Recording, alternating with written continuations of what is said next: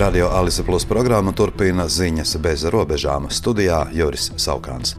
Eiropas Savienība ierosinājusi paplašināt sankcijas pret Krieviju. Reuters raksta, ka ideja ir attiecināt sankcijas arī uz Grūzijas un Indonēzijas ostām, kas iesaistītas Krievijas naftas darījumos. Tā būtu pirmā reize, kad Eiropas Savienība vērstu sankcijas pret ostām trešajās valstīs. Eiropas Savienība apsver šādu soli kā daļu no Eiropas Savienības 20. sankciju paketes, ko tā gatavojas piemērot Krievijai par tās iebrukumu Ukrainā.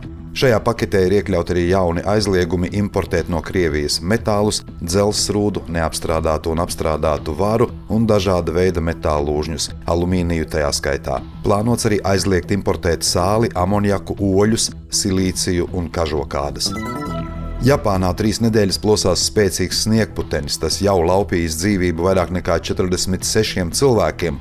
558 cilvēki guvuši ievainojumus. Sniegšana ir paralizējusi dzīvi Japānas ziemeļos un izraisījusi satiksmes haosu. Daudzi letālie nelaimes gadījumi notikuši, kad cilvēki tīrīja sniegu no jumtiem vai pakļuva zem sniega, kas gāzās no jumtiem. Tohoku reģionā sniega sagas biezums vietām sasniedzis 1,3 metrus. Latvija Ukrainai bez atlīdzības nodos vairāk nekā 51 000 Covid-19 vakcīnu devu. Veselības ministrija skaidro, ka Covid-19 vakcinācijas pieprasījums Latvijā ir būtiski samazinājies, līdz ar to šīs vakcīnas līdz to derīguma termiņa beigām nav iespējams izlietot. Viedās administrācijas un reģionālās attīstības ministrs Raimonds Čudars atstādinājis no amata Rēzeknes domes priekšsēdētāju Aleksandru Bartaševiču. Lēmums pieņemts ņemot vērā, ka Bartaševičam nav izsniegta speciālā atļauja pieejai valsts noslēpumam. Ministrs rīkojumā paskaidro, ka atstādināšana nav uzskatāma par sodu vai galīgu lēmumu par amata zaudēšanu.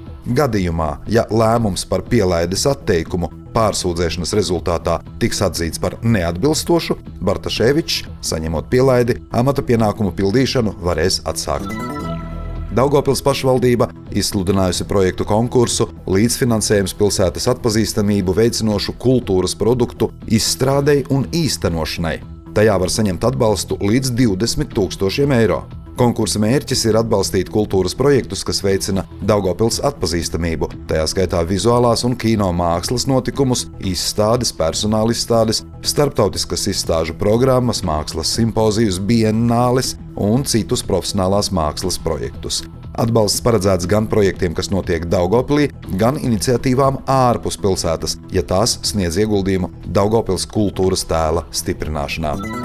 Šodien Latvijas vadošais daļslidotājs Denis Vasiljevs startē Ziemas olimpiskajās spēlēs Itālijā.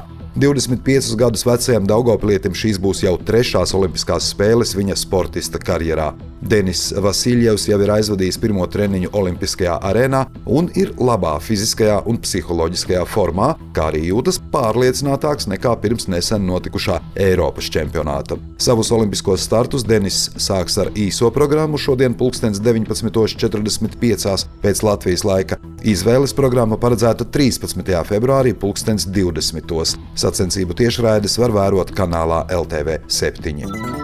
Rīt Daugavpils sporta skolas komandu gaida svarīga Nacionālās līgas basketbola spēle. Daugavpils kultūras pils sporta zālē būs jācīnās ar OC Limbaži, vienu no galvenajiem pretiniekiem cīņā par iekļūšanu play-off. Šo sezonu izbraukumā daugavpiliešiem izdevās limbažniekus pārspēt ar 82-72. Abām komandām tagad ir iespēja iekļūt nākamajā čempionāta kārtā, taču Limbažu komandai turnīra tabulā ir labāki rādītāji. Mājas laukumā mums ir vajadzīga uzvara un spēlētājiem, protams, nepieciešams tribīņu atbalsts.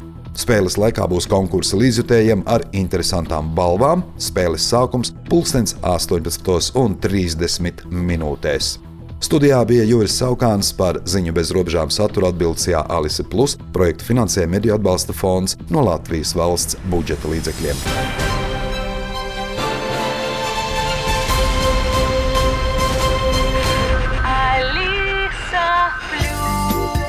Radio